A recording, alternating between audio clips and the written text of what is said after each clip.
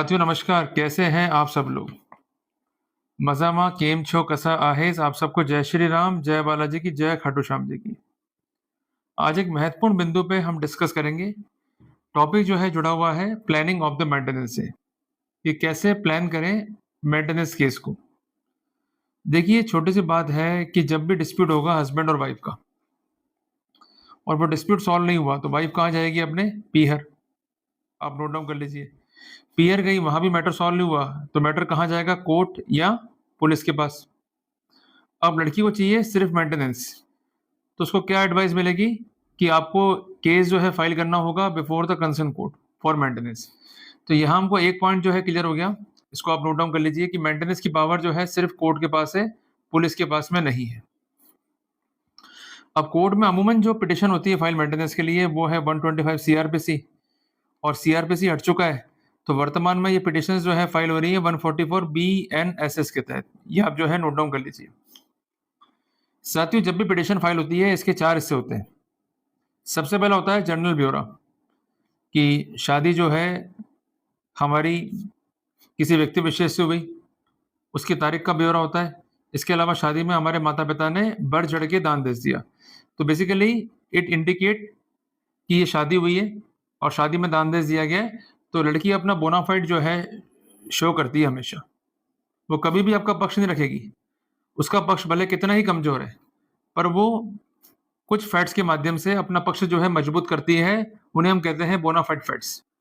उदाहरण के लिए मेरे माता-पिता गरीब हैं, फिर भी उन्होंने ज़िम्मेदारियाँ निभाई। लड़के वाले जो है गलत थे, उन्होंने दहेज की माँग करी पर बढ़-चढ़ के दान दे दिया।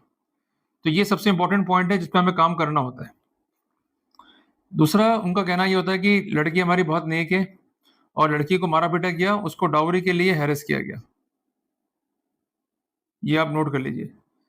डाउरी हैरेसमेंट जो है इंडिकेट करता है कि लड़की जो है परेशान रही है।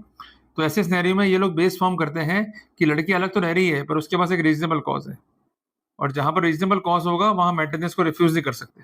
क्लियर? तीसरे पार्ट में होता है आपकी इनकम के बारे में ब्यौरा, और कई बार ऐसा भी होता है कि आपकी इनकम को बढ़ा-चढ़ा कर लिखा जाता है कि आपकी इनकम जो है वो रेंटल भी है, आपकी इनकम जो है बिज़नेस से भी है और आपकी इनकम अन्य स्रोत से भी है। क्लियर है बातें? और चौथे पार्ट में होता है कि आप पर कोई ज़िम्मेदारी नहीं है और आप जो कंसर्न लेडी है उसको मेंटेन कर सकते हैं, और लेडी खुद को बताएगी हमेशा अनएम्प्लॉयड। क्लियर है? और मेंटेनेंस क्लेम करेगी हायर साइड के ऊपर। अब आप लोग क्या करते हो इन केसेस के अंदर कि रिप्लाई पेश करने में देरी करते हो, और जब कोर्ट से इंटरिम तय होता है उसको भी जो है पे नहीं करते हो। देखो अगर ओल्ड पैटर्न पे केस को लड़ोगे तो फ़ायदा नहीं मिलेगा। आपको कुछ पैटर्न्स जो है चेंज करने पड़ेंगे अपनी लाइफ़ के। और सबसे पहला पैटर्न है कि जब भी शादी कर रहे हैं we need the proper maintenance planning. एक छोटा-सा उदाहरण लेंगे, उससे वस्तुस्थिति जो है हमें बहुत क्लियर होने वाली है। साथियों मिस्टर ए और मिस्टर बी अच्छे दोस्त हैं। दोनों पढ़े स्कूल के अंदर, दोनों जो है एक साथ ही बड़े हुए और दोनों की एक ही डेट को जो है मैरिज हुई। मिस्टर ए पर भी उनकी वाइफ ने केस कर दिया मेंटेनेंस का, और जो मिस्टर बी हैं उन पर भी केस कर दिया उनकी वाइफ ने मेंटेनेंस का। पर मिस्टर बी जीत गए। कारण क्या था कि इन्होंने मेंटेनेंस प्लानिंग पर जोर दिया। बेसिकली मिस्टर ए की जो इनकम आ रही थी बिज़नेस की, वो आ रही थी इनके पर्सनल खातों में। क्लियर है? जिसको हम बेसिकली कहते हैं द प्रोप्राइटरशिप फर्म। जब भी प्रोप्राइटरशिप फर्म होती है उसका अलग जो है अस्तित्व नहीं होता है। प्रोप्राइटरशिप फर्म को जो है ज्यूरिस्डिक्शन पर्सन तो माना गया है, पर उसके बावजूद भी उसका अस्तित्व उसके मालिक से अलग नहीं होता है। तो जो इनकम प्रोप्राइटरशिप फर्म की है वही इनकम जो है मालिक की मान ली जाती है।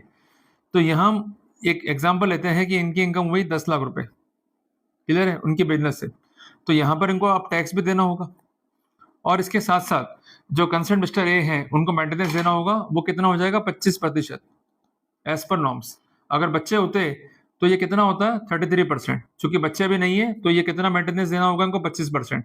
अब 10 लाख का निकालिए 25% कितना हो जाएगा? करीबन 2.5 लाख रुपया। इसको डिवाइड करो 12 से, तो अप्रॉक्सिमेटली 21,000 रुपए के आसपास जो है खर्चा बन जाएगा मिस्टर ए का। क्लियर है? अब मिस्टर बी ने क्या किया? इन्होंने एक बनाई फर्म, और ये बेसिकली थी पार्टनरशिप फर्म, और इस फर्म में इनके जो मेजर पार्टनर हैं वो इनके माता-पिता हैं और बड़े भाई हैं, पर ये खुद पार्टनर नहीं बने। अल्टीमेटली इन्होंने क्या किया कि सैलरी को ड्रॉ किया, और सैलरी ड्रॉ करी मात्र 1 लाख रुपए। क्लियर है? अब इस पर टैक्स तो बना ही नहीं, और इसके साथ साथ मेंटेनेंस क्लेम कितना आएगा, मात्र 25,000 रुपए, क्योंकि यहाँ पर जो सैलरी ड्रॉ हुई है केवल उससे इनकम है। क्लियर हो गया? अब 25,000 रुपए की स्थिति में अगर अपन देखते हैं खर्चा वाइफ का, इसको डिवाइड करते हैं 12 से, तो करीबन करीबन ये खर्चा जो है आता है 2,000 रुपए के आसपास। ये आप जो है नोट डाउन कर लीजिए। तो मेरा कहना ये है कि कहाँ 21,000 रुपए और कहाँ 2,000 रुपए, सिर्फ एक प्लानिंग ने गेम को चेंज कर दिया।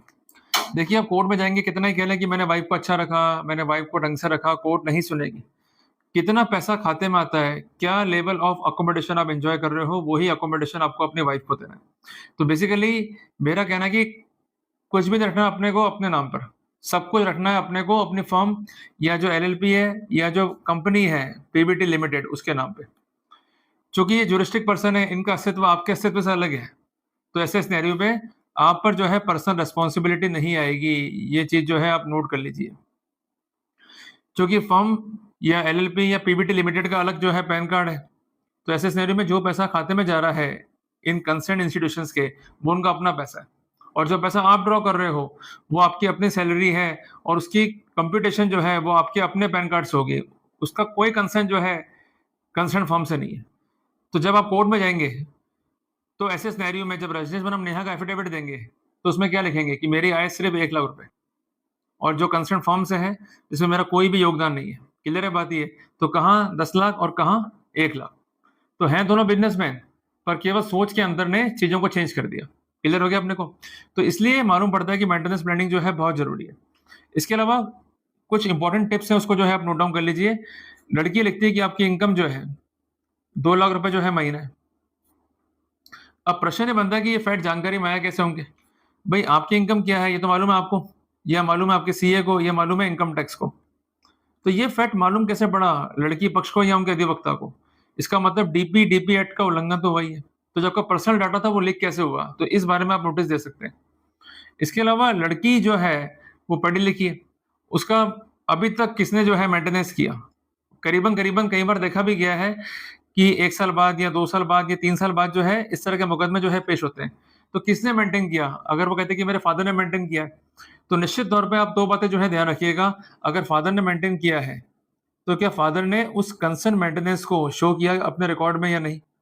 As per the income tax rule, जो एक कंसर्न लेडी है ये हो गई अब देनदार, तो क्या उसको देनदार शो किया गया या नहीं किया गया? क्लियर है? और इसके अलावा सेक्शन है 144 सब clause 1 sub clause B N S S का, उसके अनुसार अगर लड़की मैरिड भी है तब भी रिस्पॉन्सिबिलिटी है उसके फादर की to maintain the child in case concern जो लेडी है उसका जो पति है उसको मेंटेन करने में असक्षम है, जिस लेवल का मेंटेनेंस चाहती है वो देने में असमर्थ है। तो ऐसे सिनेरियो में जिम्मेदारी जो है पिता की बनेगी। तो वहां पर अपन जो कंसर्न पिता है उसको भी एज एन पार्टी जो है एरे कर सकते हैं, और उनके खिलाफ भी एक काउंटर क्लेम जो है सेटअप कर सकते हैं। क्लियर हो गया अपने को? और जब भी आप रिप्लाई देना तो आप अपने रिप्लाई को सपोर्ट करें विद एविडेंसेस। भाई, लड़की अपनी स्टोरी कोर्ट को बता रही है, कुछ फैक्ट्स कॉम्प्रोमाइज भी होंगे, कुछ फैक्ट्स जो है वो इनकंसिस्टेंट भी होंगे, कुछ फैक्ट्स जो है वो नॉन कॉर्पोरेट भी होंगे। तो आपको अपना पक्ष जो है रखना है मजबूत तरीके से। एक एक पैरे को पकड़ लो और उसका एक प्रॉपर रिप्लाई जो है तैयार करो। उदाहरण के लिए लड़की लिखती है कि साहब मुझे मारा पीटा गया या मुझे जो है हैरेस किया गया, तो घटनाक्रम क्या है, उनका क्या ब्यौरा है, उनका क्या स्पेसिफिकेशन है, इसको जो है आप लिख लो। अगर घटनाक्रम का ब्यौरा जो है स्पष्ट नहीं है तो वहां फायदा मिलेगा अपने को। क्लियर हो गई बात ये? और एक एक बात को रिप्लाई में करो इंडिकेट कि अगर स्पष्ट ब्यौरा नहीं है, अगर कंसर्न जो लेडी है उसके घटनाक्रम में लैचेस हैं, इनकंसिस्टेंसी है, लेक ऑफ कॉर्पोरेशन है, then definitely we would have benefit. Clear है बात ये? एक बात ध्यान रखिएगा कि जो ये मामला है मेंटेनेंस का, इसको साबित नहीं करना लेडी को बियॉन्ड रीजनेबल डाउट, पर जो संभावना रिकॉर्ड पे है it should create a plausible effect. अगर वो फैक्ट्स प्लॉजिबल इफेक्ट भी क्रिएट नहीं कर पा रहे, या फैक्ट जो है पंचर्ड है, इनकंसिस्टेंट है, नॉन कॉर्पोरेटिव है, तो वहां डेफिनेटली जो है फायदा मिल जाएगा। तो मैं उम्मीद करता हूं कि आज के लेक्चर के माध्यम से मैंने आपको समझाया कि महत्व क्या है मेंटेनेंस प्लानिंग का और किस तरह से हमें वर्कआउट जो है करना चाहिए। अगर आप वर्कआउट करेंगे तो निश्चित तौर पर आपको राहत मिलेगी, नहीं करेंगे तो आप जो है कोर्ट में भटकते ही रह जाएंगे। क्योंकि देखो, शादी होने के बाद शादी कब तक चलेगी कोई भरोसा नहीं है, इसलिए प्लानिंग पहले कर लो। जो कमाई अपनी मेहनत की है, चाहे वो प्रॉपर्टी है चाहे पैसा है, कम से कम ये गलत लोग जो हैं उसको छीन के नहीं ले जाएं। यही अपने को जो है इंटेंशन रखनी चाहिए। तो कम से कम अपनी मेहनत का पैसा है वो अपने हाथ में रहे, सेफ रहे, तो वो अच्छी बात होगी। रादर देन कि हमने प्लानिंग नहीं करा और गलत तरीके से ये उसको जो है लूट के ले गए। क्लियर है बात ये? तो इसलिए हमें जोर देना है मेंटेनेंस प्लानिंग पे। अगर अभी भी आपने नहीं किया है तो कर लो, क्योंकि मैंने देखा है एज पर द ऑब्जर्वेशंस कि कई लोगों जो है वो डिवोर्स केस जो है झेले हैं आफ्टर 5 ईयर ऑफ मैरिज या आफ्टर 10 ईयर ऑफ मैरिज। तो बेटर ये कि हम प्लानिंग करके रखें, इन केस लफड़ा हो भी गया तो कम से कम हमारी प्लानिंग ही हमारा सबसे बड़ा हथियार बनेगा, हमारा सबसे बड़ा जो है शील्ड बनेगा। जल्दी मिलेंगे एक नई क्लास में एक नए टॉपिक के साथ। टिल देन जय हिंद, जय भारत।